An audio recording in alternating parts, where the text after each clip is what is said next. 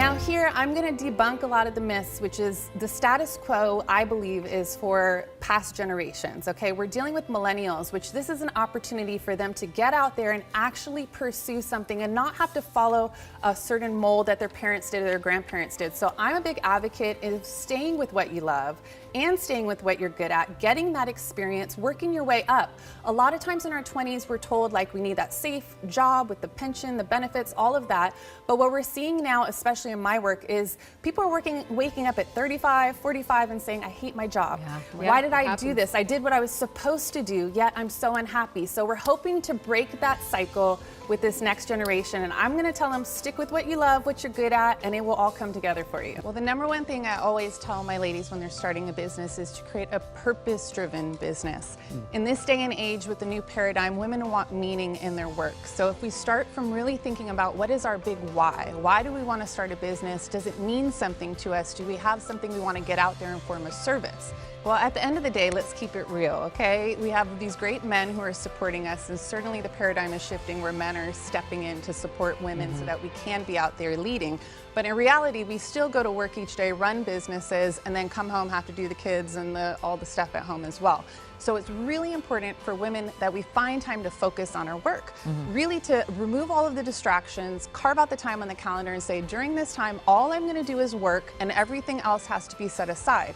In addition to that, it's all about action. You know, women can really get stuck in this thing we call perfectionist paralysis, where we don't want to take any action, we don't want to launch, we want to wait for it to be just right, but in reality we're not getting ourselves out there and allowing ourselves to make the mistakes so we can learn how to be better at our jobs. I myself have had many businesses, some of which have failed, and I like to shift the framework around failure as actually this is a good thing. When you fail fast, you get that feedback, you can come back out again. So if we understand as women entrepreneurs or entrepreneurs in general, that you are going to make some mistakes, you are going to face challenges, things aren't going to go your way, but if you have that sense of resiliency, you know you can persevere through it all.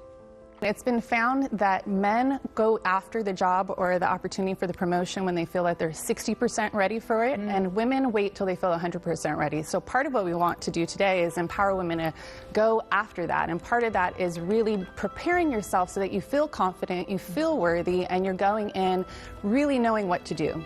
We're slowly trying to overcome historic socioeconomic challenges that women of color and communities of color have faced for many, many years in terms of having different levels of accessibility to education and opportunities for work. And so it's going to come more gradually.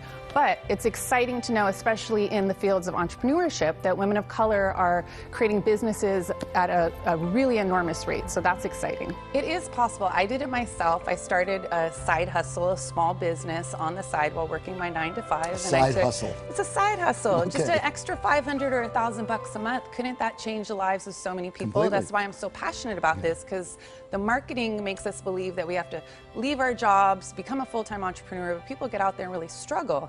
Instead, let your job be your #1 investor and let your side hustle be your passion that you start making a little money. And if it's your passion, you don't mind all the extra hours. Yeah, this sounds simple, but people, even though they want to start businesses, feel very uncomfortable getting out there and meeting people, networking. And so this is about becoming a celebrity in your own backyard. Before you think about going national, stay local, build deep relationships, get out there in your community, go to fairs, go to community events, go to the Chamber of Commerce. But you work social media immediately? Definitely always have social media presence, because you want people to see that you have a website and you have social media. That shows legitimacy. But in terms of deep roots, you want to become known in your neighborhood first and grow from there. It is a marathon, not a sprint. We have to be in this for one client and then another client, especially if you're working a 9 to 5, building your business on the side. You start with one client, you learn, you get better, you grow your craft, you go from there and you go from there, and before you know it, you may be able to do like I did after 3 years, leave my full-time job, and I was actually making half of what I was making at my full-time job, but I felt ready to expand and go at that point. But also happier. I was so happy. Okay. I'm so much happier now. We have to know that we are worth negotiating, that we are worth going after this. And so we really need to shift our mindset. You know, men go after opportunities when they feel 60% ready for it, whereas women wait for that 100% ready feeling that really never comes. So we need to get ourselves feeling prepared. And a lot of that comes to also finding opportunities to stand out, to really shine and not deflect the attention for all the great stuff that we're doing, but actually take our credit where credit is due. We found that 57% of men negotiate, 7% only of women negotiate. Really? So we got to get that numbers up, sister. And really, I want you to channel Michelle Obama here, which is, you know, when they go low, we go high. And one tip that I can give you is whatever salary you want, go in negotiating 10 or 20% above that so that you have somewhere to get down to where it's actually in the zone where you want it in the first place. Men tend to see this as a game. Women see it as a very personal interaction. Am I accurate when I say that? I think in a generalization you are, and that's part of what we're trying to do is teach women they deserve to make money, they need to be financially empowered so that they can live the lives that they want to live, and that the times are changing, especially with the millennials. They're coming in, becoming more entrepreneurs, becoming more CEOs, and we want to encourage them. You are good. It's so Thank important. you. I mean, it goes up exponentially, doesn't it? Exactly. So every time you negotiate, it matters. Celia, thanks. Yeah, we have all the tips on our website under the tab Money Monday. Celia, come back and see us again, okay? I would love to. All right.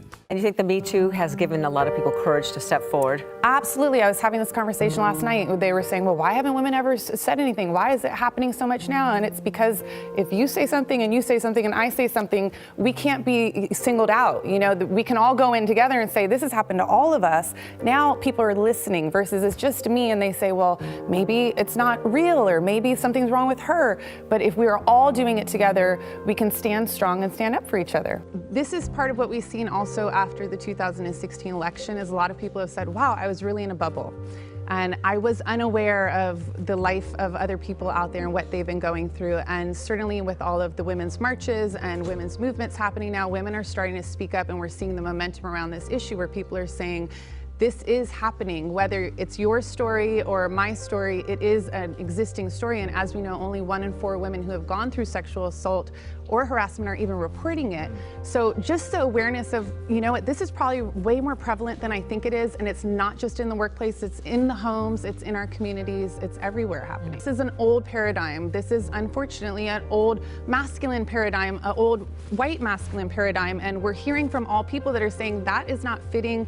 We have to change it. We want to take everybody along with us that wants to change too, so that we can stand for what our country believes in, which is standing up for other people, not standing in silence. We create an environment where we tell our friends and family, you know, whatever you're going through, I'm here for you. I support you unconditionally. Yeah. I may not be having the same experience. I myself have not been a victim of sexual harassment or even sexual assault. However, all of the people I know in my community have. And so I've been able to say, I want to hear your story, and I want to be somebody that you can turn to that can be there to support you. And I might not know exactly what to do, but I can help you on that process to figure out what are the next steps. Yeah.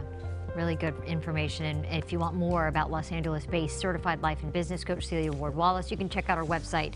Also, you can follow her on social media. Celia, thank you for being here.